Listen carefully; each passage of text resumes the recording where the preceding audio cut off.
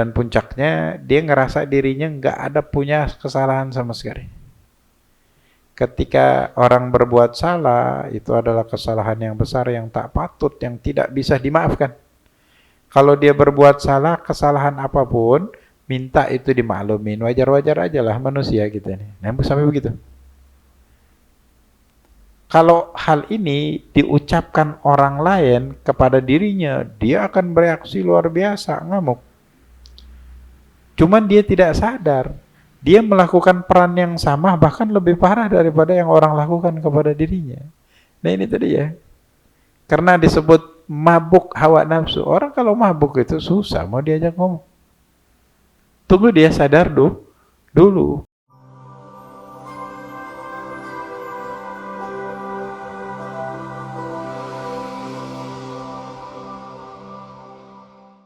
Tersingkap, hilang, bersih, kotoran dari hati manusia, dan kemudian sadar jiwanya dari mabuk hawa nafsunya, maka di saat itu manusia baru mampu atau memungkinkan untuk melihat atau setidaknya mendeteksi aib-aib yang ada di dalam dirinya.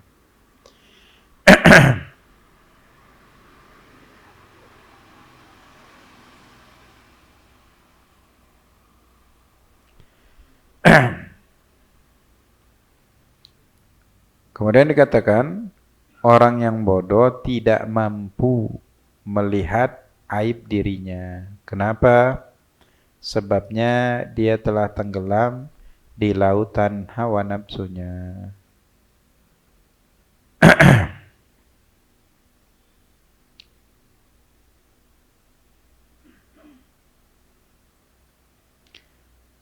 Nah, dalam posisi itu, dia fahuwa inda nafsi, menurut dirinya dia adalah orang yang paling sempurna.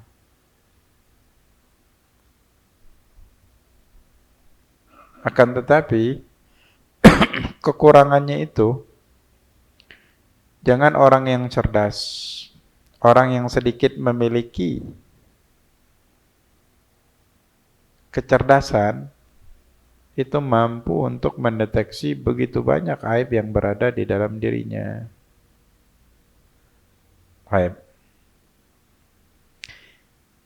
Jadi musannif di pertemuan minggu kemarin menjelaskan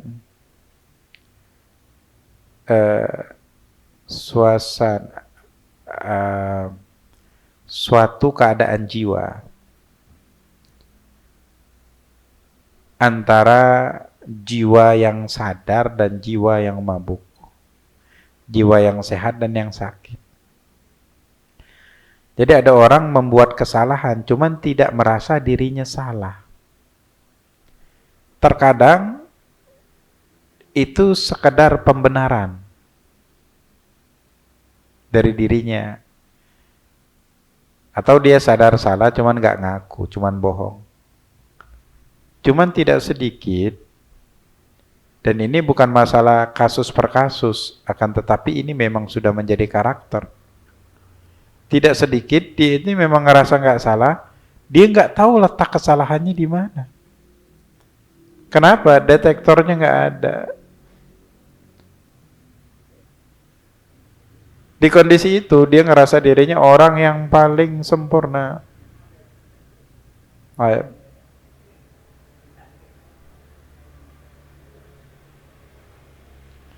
Maka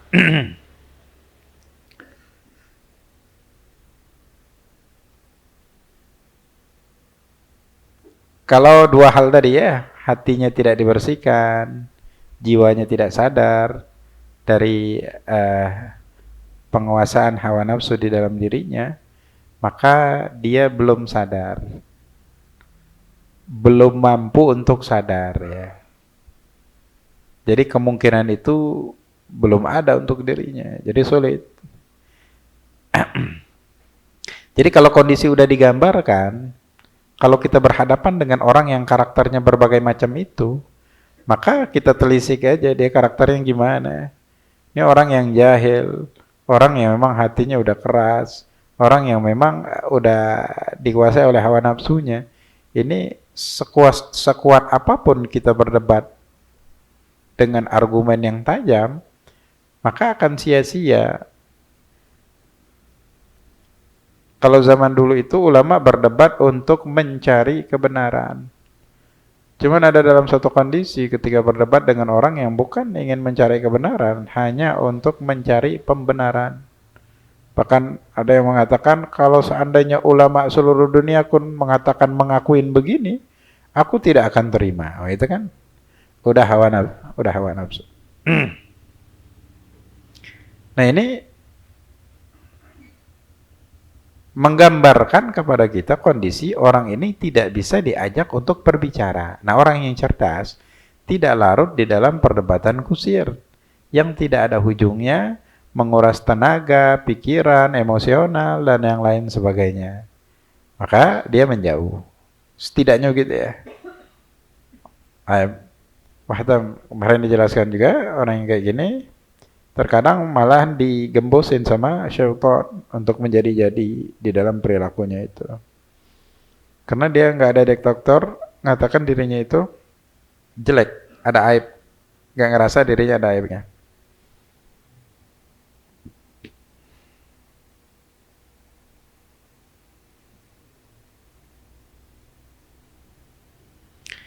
Baik, jelaskan dari keistimewaan akal,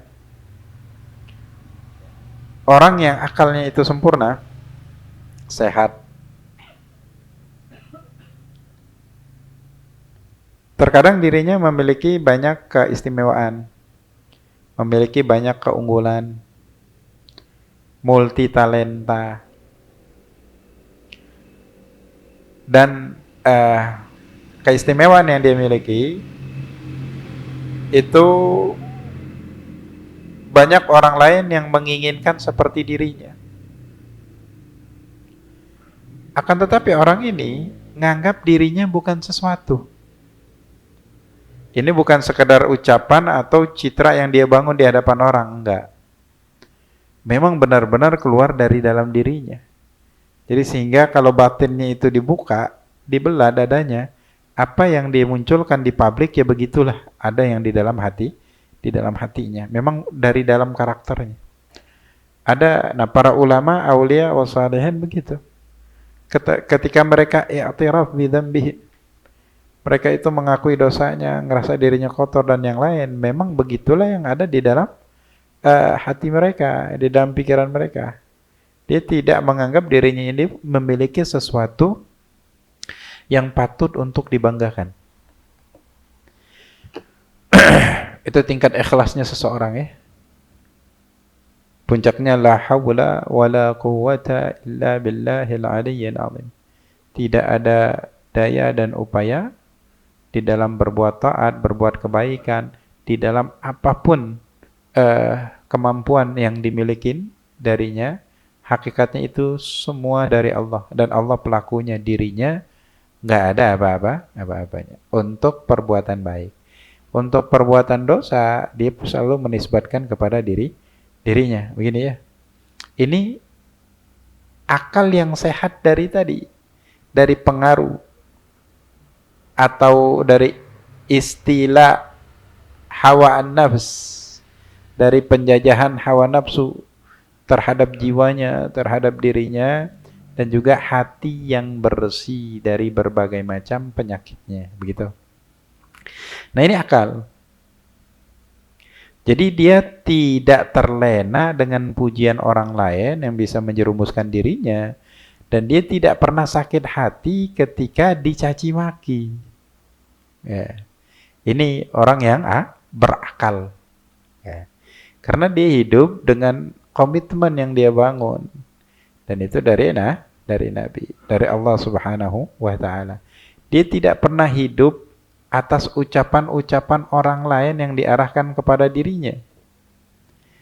ketika dia dipuji apalagi berlebihan, dia tidak terlena dengan dirinya karena dia tahu kapasitas diri.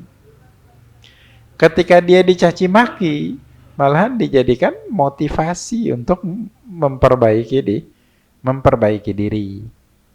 Baik. Nah, sebaliknya orang yang akalnya tadi tidak baik-baik saja ya kondisinya, dia akan emosional, menyalahkan ini, menyalahkan itu, dan yang lain sebagainya. Dan satu hal, kata Musonib, hidupnya itu capek kalau semua omongan orang harus diikutin. Baik.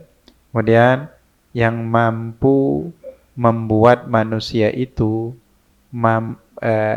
memiliki pandangan yang benar, memiliki pemikiran yang benar, dari pemikiran, dari pandangan yang benar, itu melahirkan karakter. Dari karakter itu keluarlah tutur kata dan sikap-sikap yang baik, yang positif, yang itu sesuai dengan norma agama. Yang membuat seseorang mampu melakukan itu adalah at-taufiq minhu ta'ala bisababi husnil muamalah. Lagi-lagi itu taufik dari Allah. Maka kata Nabi, idza sa'altumullaha fas'aluhu at-taufiq. Apabila kalian meminta kepada Allah, mintalah untuk diberikan taufik. Allahumma waffiqna lil khairat wal masarrat. Ya Allah, berikan kami taufik untuk segala kebaikan, untuk semua mendapatkan kesenangan, kenyamanan. Waffiqna li ta'atik wa ta'ati rasulik, begitu. At-taufik itu khalqu qudratu ta'alil abdi. At-taufik adalah Allah menciptakan kemampuan di dalam diri seorang hamba. Dengan kemampuan itu seseorang bisa melakukan, mewujudkan ketaatan kepada Allah. Ada orang rumahnya sama-sama di samping masjid. Yang satu rajin ke masjid, yang satu nggak pernah ke masjid. Ada orang rumahnya di sampingnya diadakan majelis taklim. Dia nggak pernah datang, informasi tahu, bahkan suara terdengar. Nggak pernah datang. Ada orang yang datang dari jauh untuk hadir majelis taklim. Yang membedakan apa? Sama-sama sehat, punya kesempatan, nggak sibuk, dan yang lain. Yang membedakan adalah at-taufiq. Ada orang kadang kepengen untuk hadir ke masjid, cuman banyak pikirannya. Ntar ketemu orang inilah, susah, ntar gak tahu cara bersikapnya gimana. Ntar begini, terlalu banyak pemikirannya itu. Lagi-lagi, apapun masalahnya, apapun yang menyebabkan batinnya bergolak, atau penghalang apapun, pastinya taufik tidak sampai ke dalam dirinya, ke dalam batinnya. At-taufik di dalam apa? Di dalam husnul muamalah, bermuamalah yang baik dengan Allah. Ala tara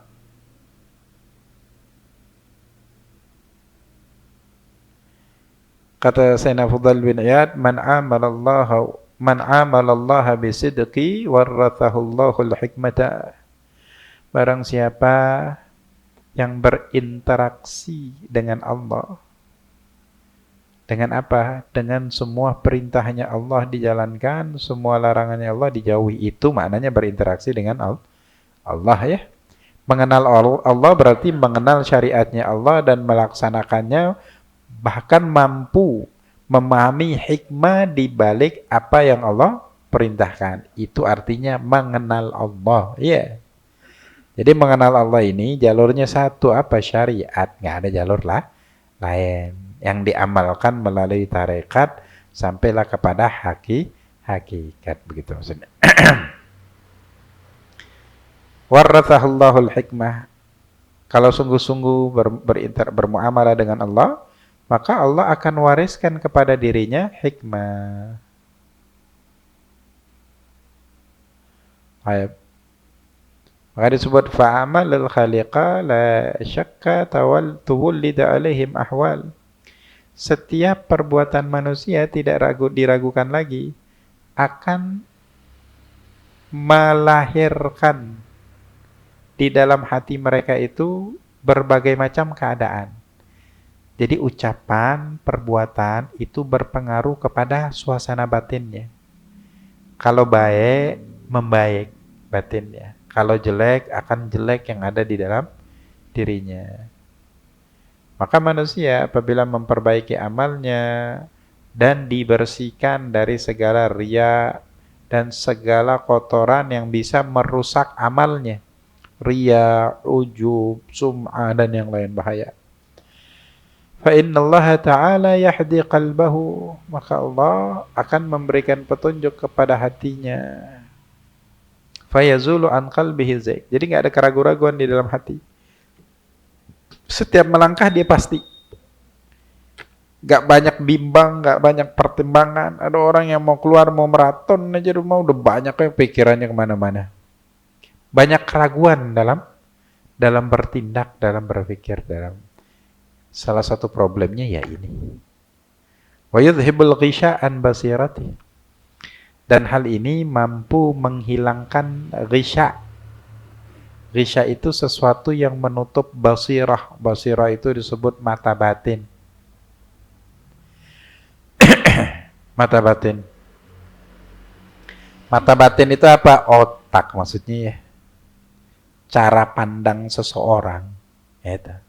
Mata batin ini bukan berarti gaib, bukan berarti mistis, bukan berarti magic dan lain-lain, bukan. Ini istilah aja. Akal yang sehat. Maka dia mampu membedakan mana yang hak, mana yang batil. Jadi lam yatalabbas alaihi asya. Jadi enggak bingung dalam banyak hal. Begitu juga ketika melangkah di dalam kehidupan, dia tidak pernah bingung untuk mengambil sikap. Banyak orangnya banyak serba bingung. Kadang mau jalan keluar aja bingung pakai baju apa ya. Mau hadir acara pakai baju apa ya. Kalau pakai baju ini ntar takut diketawain orang. Gak enak dan yang lain. Banyak kebimbangan hidupnya. Baik. Mau pergi acara, ntar di sana ketemu siapa, kalau nggak bisa ngobrol kayak mana, banyak. Baik. Banyak pertimbangan, akhirnya nggak jadi pergi. Dan dia bimbangnya itu sejam, nggak ngapa-ngapain tuh, sejam bimbang aja udah. Dan hidupnya dipenuhi dengan hal tersebut. Aneh kan begitulah. Ada orang yang disebut mata batinnya terbuka. Jadi dia mampu melihat keajaiban, rahasia-rahasia al-malakut. Disebut orang yang mata batin ini memandang di alam namanya alam malakut. Bukan alam yang zahir, ini disebut alam batin. Ini bukan juga alam gaib, bukan ini. Ini cuman istilah aja. Ada orang itu kalau memandang sesuatu nggak ambil secara zahir aja, ada batinnya juga. Contoh, orang dikasih musibah. Ada orang berpikir, lagi sial aja nih. Memang hari sial nggak ada dalam kalender. Lagi apes aja. Jadi dia ngomong kayak.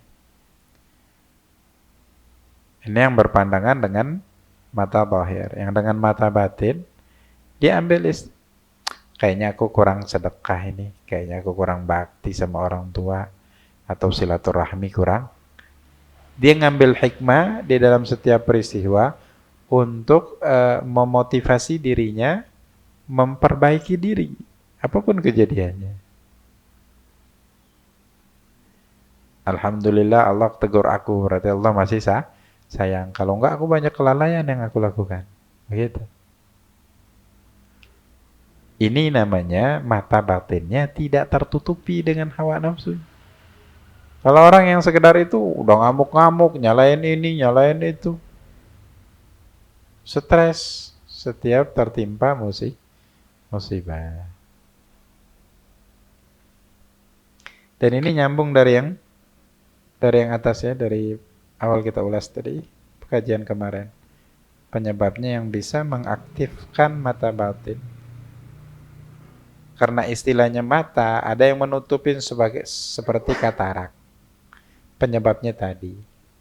Sebagaimana mata zahir kalau ada katarak, penghalangannya itu penglihatannya itu akan terhalang. Fungsinya tidak maksimal, ketika sudah banyak akan menutupi keseluruhan, bahkan tidak bisa melihat. Begitulah. Orang yang mata batinnya, basiranya itu tertutup, dia tidak mampu untuk melihat setiap hikmah dari segala peristiwa yang terjadi. Baik.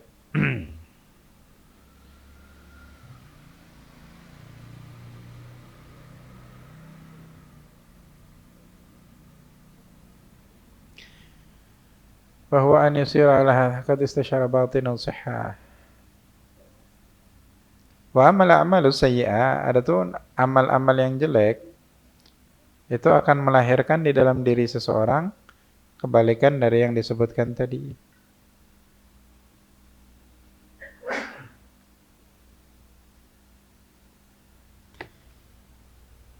Kadang-kadang ada orang, dia nih potensi baiknya mah ada, cuman kadang-kadang pengenlah maksiat sekali-sekali aja, dosa kecil apa salahnya.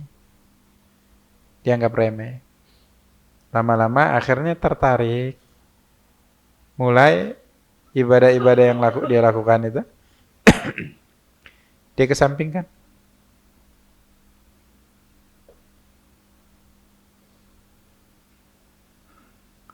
Akhirnya hatinya pun yang mulanya lumayan bagus, bersih, menjadi terjangkit penyakit kotor. Dan ketika sudah kritis, maka buta lah mata hatinya. Fatu dalam basiratu. Kalau sudah mata batinnya itu buta, nah dia kembali jadi memandang segala sesuatu itu secara zahir aja. Dia tidak mampu untuk mendeteksi hikmah dari segala apa yang terjadi di dalam dirinya yang sudah Allah takdirkan untuk dirinya di dalam kehidupannya. Baik. Nah, orang yang kayak gini kadang-kadang berniat melakukan kebaikan, tahu-tahu dibelokkan kepada yang batil.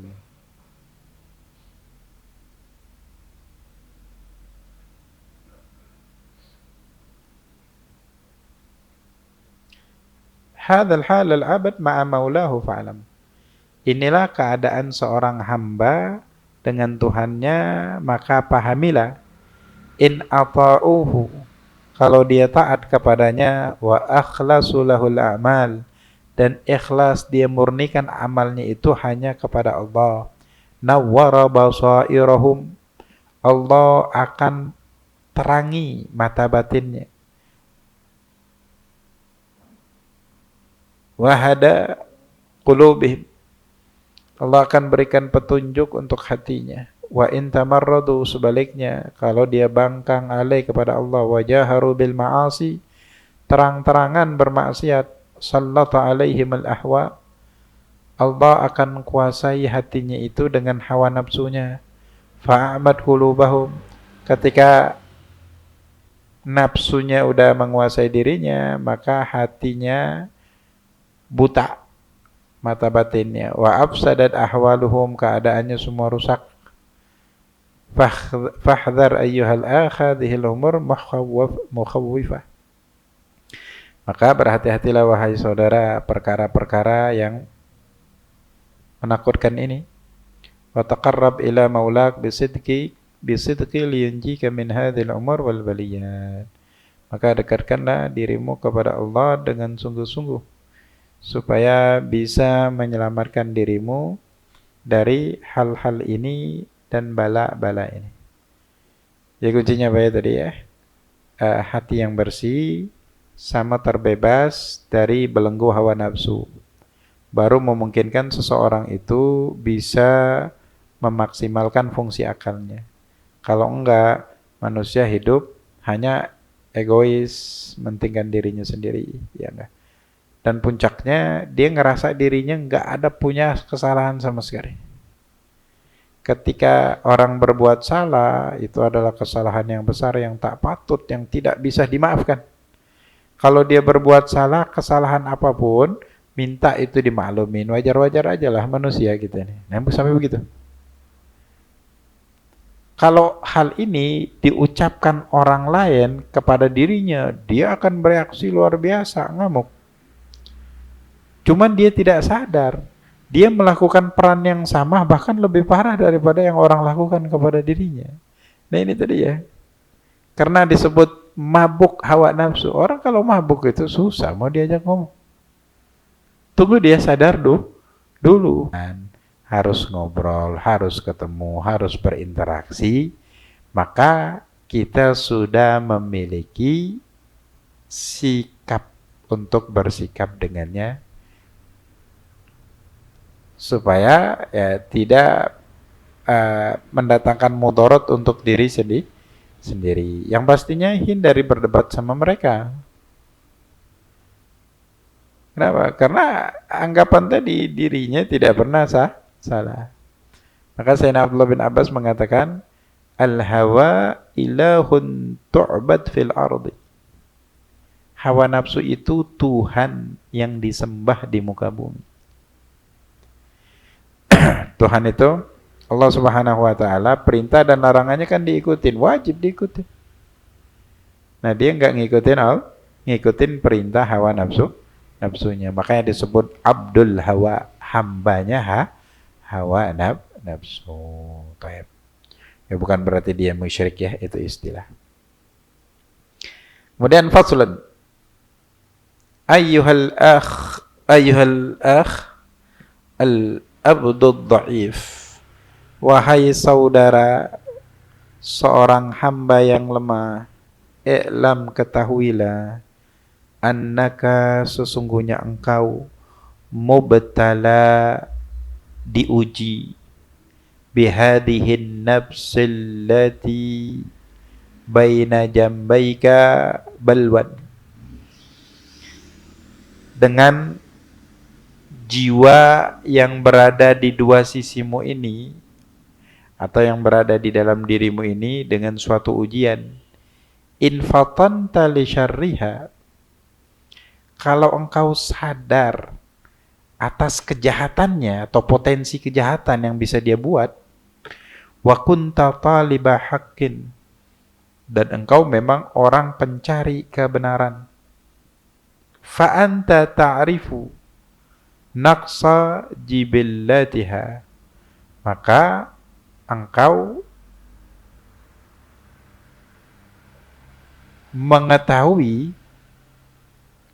telah mengetahui, fa anta ta'rif, maka engkau ketahui kekurangan dari jibillatiha, dari sifatnya, dari tabiatnya. Wa tada'abu fi islahiha, maka ketika engkau sadar akan hal tersebut, engkau berupaya untuk memperbaikinya.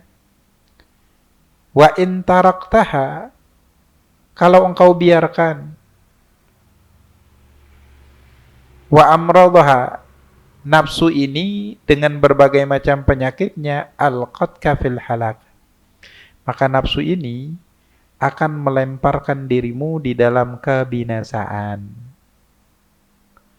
Famin naqsiha annaha tanfiru min asya' la dharara fiha, di antara kekurangannya, dia menjauh dari perkara yang tidak ada mudaratnya. Takut perkara yang enggak ada mudaratnya, dia takut. Kama taral insanul aqilu yanfaru min kalimatin laisa laha waq'un wala haqiqah, sebagaimana engkau melihat ada seseorang manusia yang punya akal, bagaimana dia itu lari dari sekedar ucapan yang laisa laha waq'un wala haqiqah, yang tidak ada maknanya, nggak ada hakikatnya. Wa rubbama kanat min sabiyyin la tamyiza lahu. Terkadang kalimat itu keluar dari anak kecil yang belum mumayyiz. Au jahilin la yu'tabaru bi kalamihi. Atau orang bodoh yang ucapannya itu harusnya tidak dimasukkan di dalam hati, tidak bisa dijadikan timbangan untuk mempertimbangkan apapun di dalam kehidupan ini. Dianggap angin berlalu aja. Fatathawwara nafsul insan min dalika. Tahu-tahu mendengar ucapan-ucapan ini,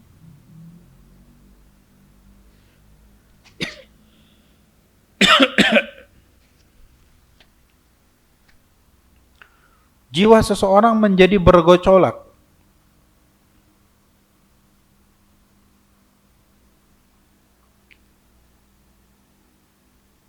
Wa huwa ya'lam bi aqlihi anna dzalika syai'a la hasila lahu wa la darara minhu. Padahal dia paham, dia tahu dengan akalnya, dia mampu mengetahui bahwasanya hal-hal tersebut tidak ada hasilnya, tidak ada mudaratnya juga dari hal-hal tersebut. Wa hadza min dha'fin nafsi. Ini adalah dari lemahnya jiwa. Wa naqsi jibillatiha fi aslil khilqah. Yang memang ada kekurangan dari sifatnya, dari tabiatnya, dari awal penciptaannya. Ya begini ya maksudnya. Ada orang saking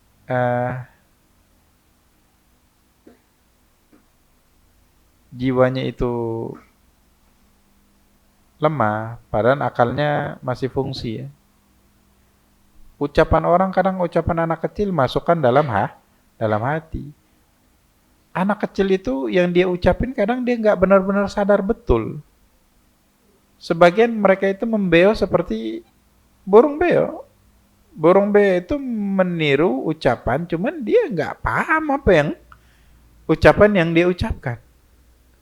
Ada orang ucapan anak kecil aja sampai ngambek, sampai nggak mau bertemu lagi dengan orang tuanya dan yang lain sebagainya. Ini maksudnya dari lemahnya akal seseorang. Ada yang dari ucapan orang lain kebawa pikiran, yang harusnya hari itu happy, dia jadi hilang moodnya, nggak mau makan, nggak mau ini, gara-gara ucapan. Dan ucapan ini datang dari orang-orang yang jahil tadi.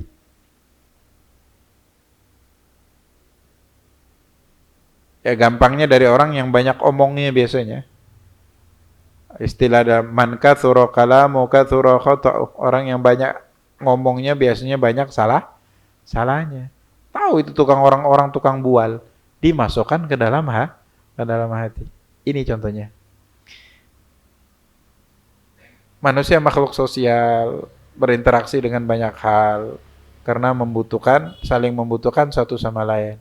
Kalau setiap ucapan, perilaku orang lain membuat mood kita hilang, kita orang yang paling capek hidup di dunia ini. Ya.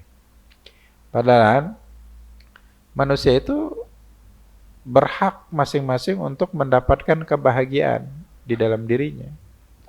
Ada permasalahan yang sudah Allah tetapkan itu qadar mubram.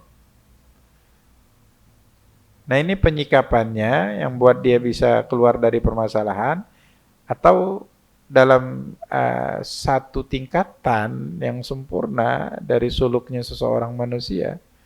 Mereka ketika masalah datang disambut, bahkan lebih menyambutnya daripada nikmat yang datang. Ya. Ada orang belum datang udah stres dulu.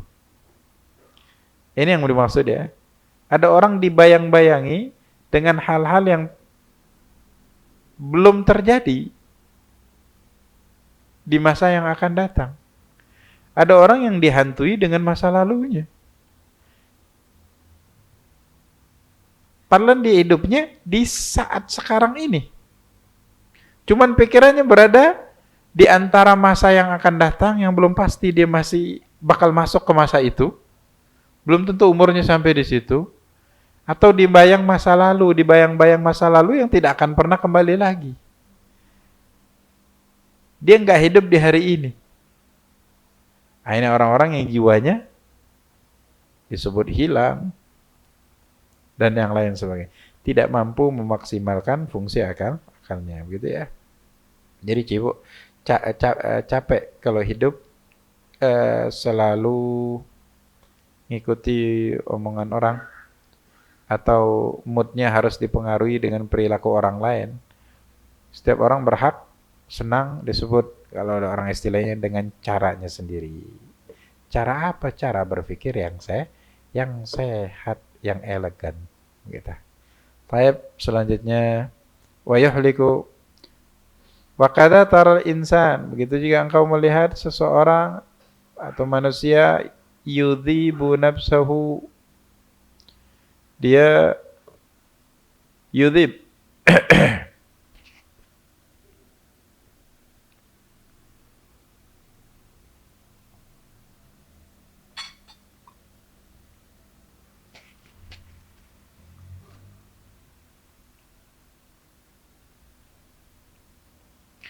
yudhibu nafsahu, merusak jiwanya, wa yuhliku dinahu, membinasakan agamanya, fi talabi amrin la hajata bihi ilaih, di dalam mencari sesuatu yang dia itu tidak butuh dengannya. Nah, ini kan satu bentuk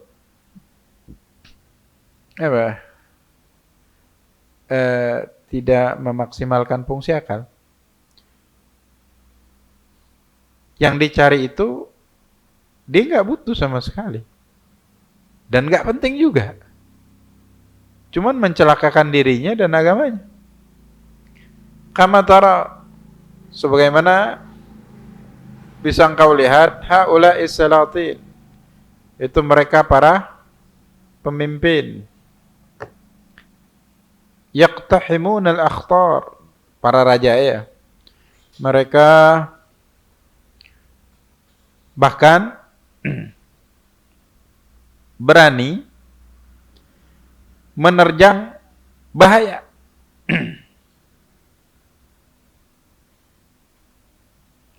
Wa yatahammalun al-auzar, dan mau dia memikul dosa, fi akhdhil bilad, di dalam menguasai suatu daerah, wa hisaril mudun, dan juga dia memblokade suatu mudun, suatu kota, min ghairi hajatin bihim ila dhalik, padahal dia nggak butuh. Kadang-kadang mau jadi mainan doang, orang dibunuh.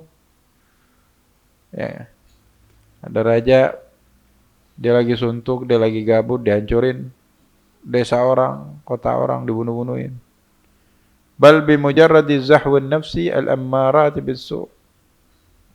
Bahkan penyebabnya itu cuman kesombongan jiwa yang selalu memerintahkan untuk berperilaku jahat. Walau faqqara hadzal miskin, orang yang patut dikasihanin ini, kalau dia berpikir wa kana indahu ilmin bi mu'alajatin nafs, dan dia memiliki ilmu untuk mengobati atau memperbaiki jiwanya, wa kaffiha an ahwa'ihal fasida, dan mampu melindungi, mencegah jiwanya dari hawa nafsunya yang merusak, lakana yudari thawrana nafsi, maka dia akan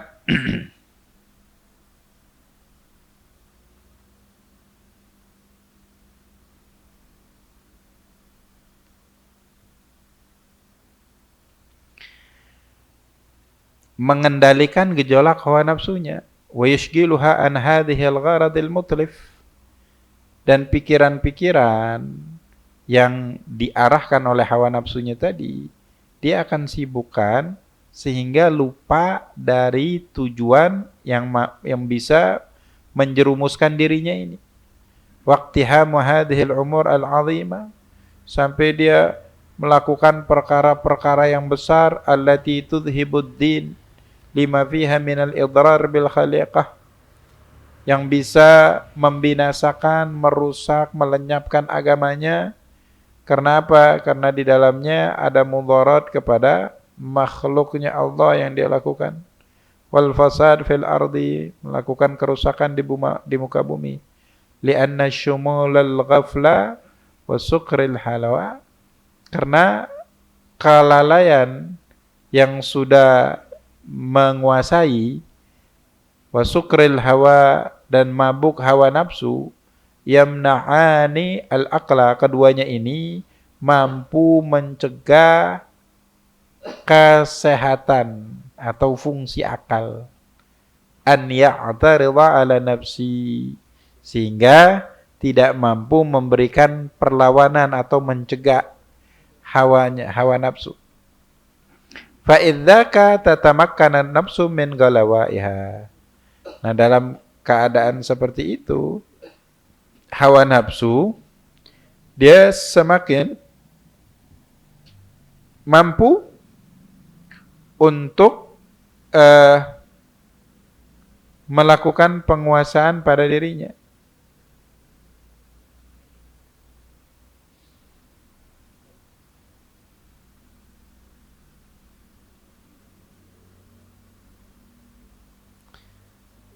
Wa yatasallatu syaitan 'alal 'abdi, dan syaitan pun akan ikut andil. Syaitan sama hawa nafsu ini kan koalisi permanen ya.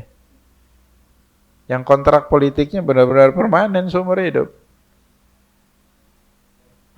Nggak bisa diganggu gugat. Satu tujuan, untuk menyesatkan Bani Adam. Tambah lagi nih.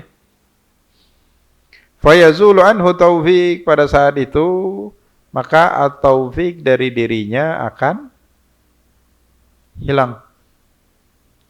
Wa yasiru munqadan bi zimamil hawa, maka dia akan patuh dengan kendali hawa nafsunya. La yakadu yakhlas minhu, hampir-hampir tidak mampu dia akan lari darinya. Faka'annahu yaqul bilisani halihi al-la'imah, seolah-olah keadaannya itu mengatakan, faqaifa yasna'u man aqsahu maliku falaysa yanfa'uhu tibbul atibba'i. Bagaimana mungkin, apa yang mampu dilakukan man aqsahu maliku, yang puncak kepemilikannya itu udah dikuasai. Fala yanfa'uhu tibbul atibba'i, maka tidak ada yang mampu memberikan manfaat dari obatnya para dokter. Fahadal makna ini huwa alladhi yad'abu salihuna fi ilajihi wa mudaratu anfusihim minhu. Makna inilah yang membuat diusahakan oleh orang-orang soleh dalam mengobati dan merawat jiwa mereka sendiri. Wa mudawatu anfusihim minhu. Famata ahassu bitaghayyuri syai'in min akhlaqihim, maka ketika mereka merasa ada yang berubah dari perilakunya. Jadi disebut al-iman yazid wa yanqus. Iman itu bertambah, bisa berkurang. Yazidu bitta'ah, penyebab penambahan iman adalah perbuatan taat. Wa yanqusu bil ma'siyah, kekurangannya atau berkurang penyebabnya adalah maksiat. Nah, kaum salihin ini manusia. Dan kadang-kadang sifat manusianya itu terkadang dipengaruhi.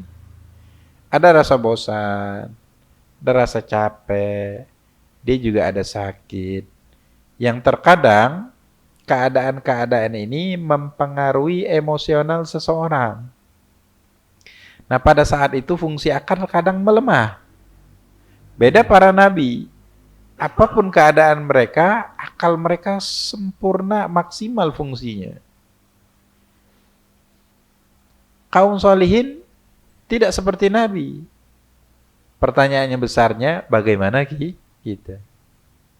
Nah, kaum solihin bagaimana mereka cara untuk mensiasati keadaan itu?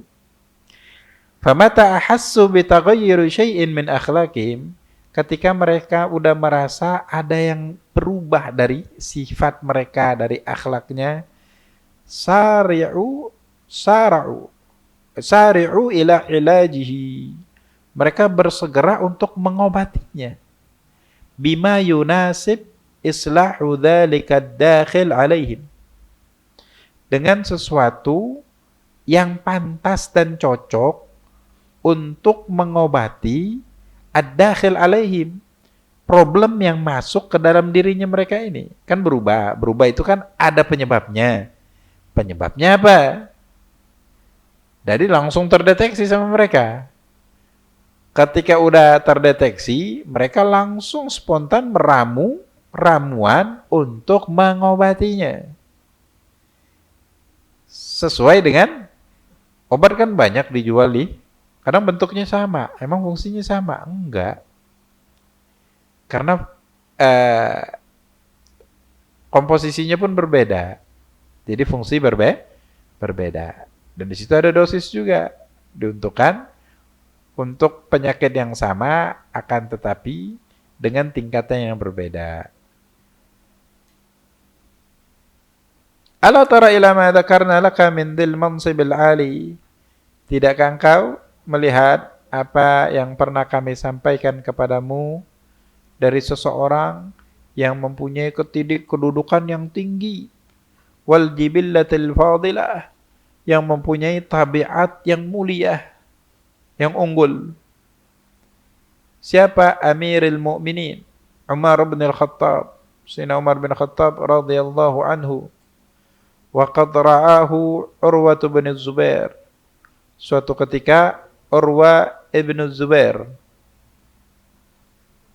Urwa ini saudaranya Abdullah bin Zubair. Zubair bin Awam itu adalah anaknya Sofiyah binti Abdul Muttalib, ibundanya. Ayahnya Awam.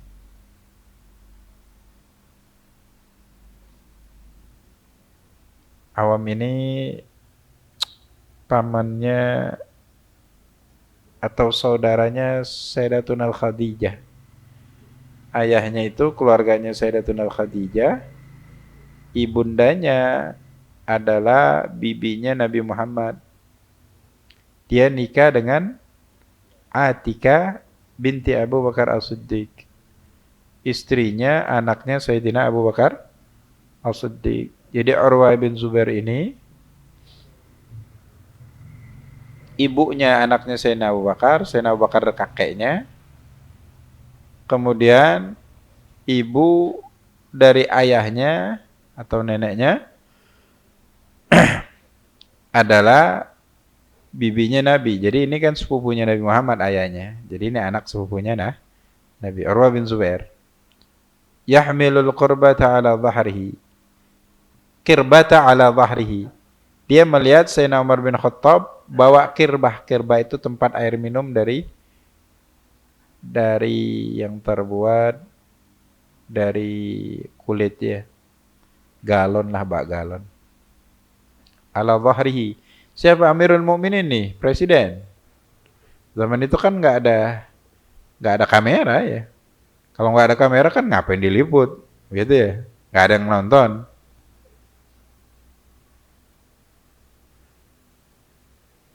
Cuman dia bukan itu. Banyak orang kalau hatinya bersih, yang keluar bersih ya. Kalau hatinya kotor, wah. Yahmilul qurbata ala dhahri. Faqala lahu ya amiral muslim ya amiral mu'minin la yasluhu laka hada. La yuslih laka hada. Wahai amirul mu'minin, gak pantas engkau melakukan itu. Ya Sayyidina Umar bin Khattab kalau tiap hari gotong-gotong barang, ya kerjanya nggak maksimal jadi pemimpin. Salah kah? Kaprah.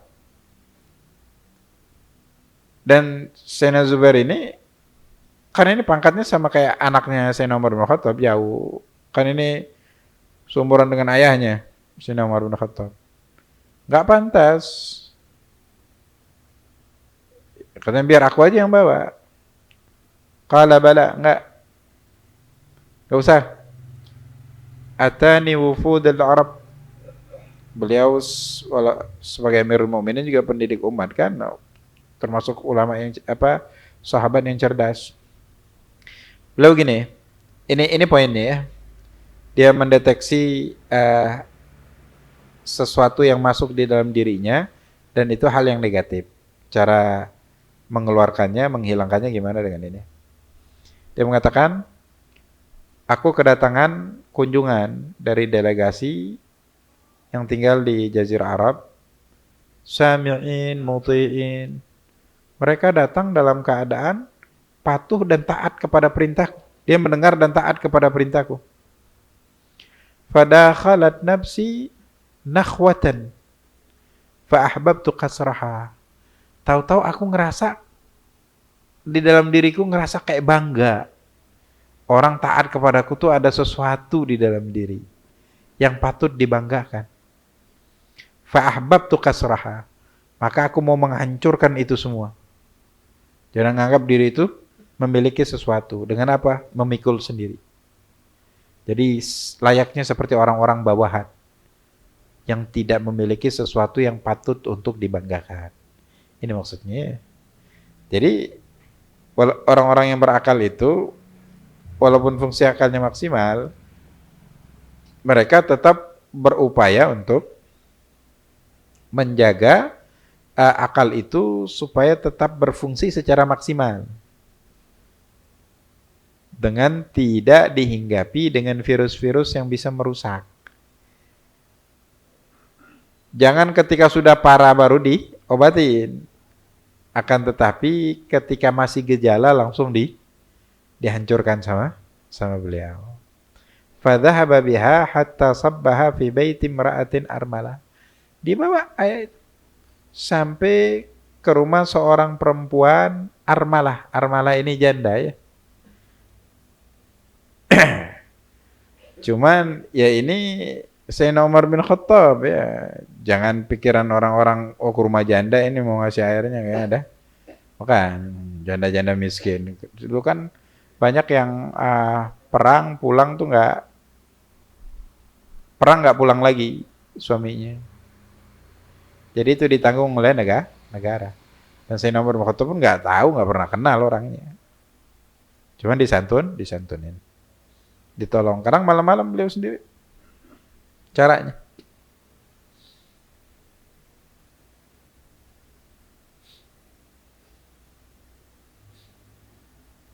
Jadi begitu ya. Nih orang-orang yang makamnya, kedudukannya itu di sisi Allah udah sangat dekat ya, udah tinggi banget. Mereka masih mengkhawatirkan keselamatan hatinya dari hal-hal yang tidak.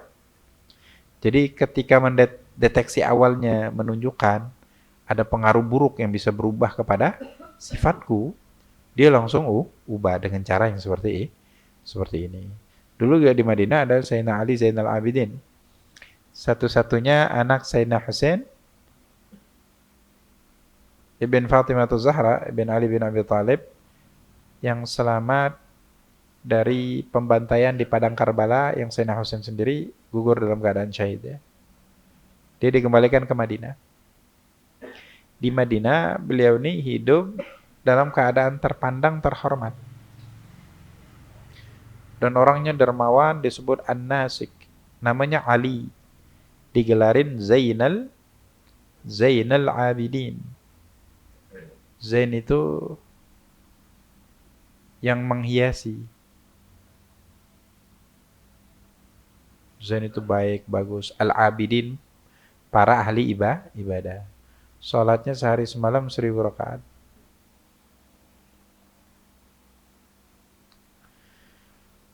ketika beliau wafat, banyak orang-orang susah, orang-orang miskin, termasuk janda-janda miskin, apalagi yang udah tua. Mereka itu ketika makanannya mau habis, pagi-pagi itu udah ada yang ngirimin makanan. Dan itu lama, puluhan tahun. Dan orangnya dia nggak ada yang tahu siapa. Jadi rumahnya itu ada pagar rumah depan itu udah kayak ada bolongan yang memang untuk taruh barang di situ.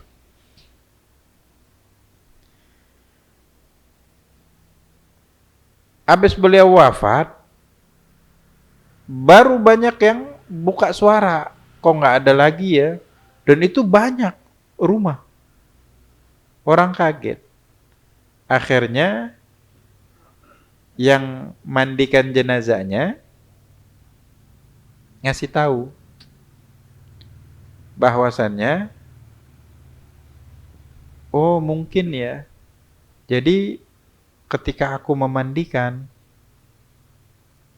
jenazahnya cicitnya Nabi itu, aku lihat di salah satu pundaknya terlihat seperti balu, bekas mengangkat beban yang berat.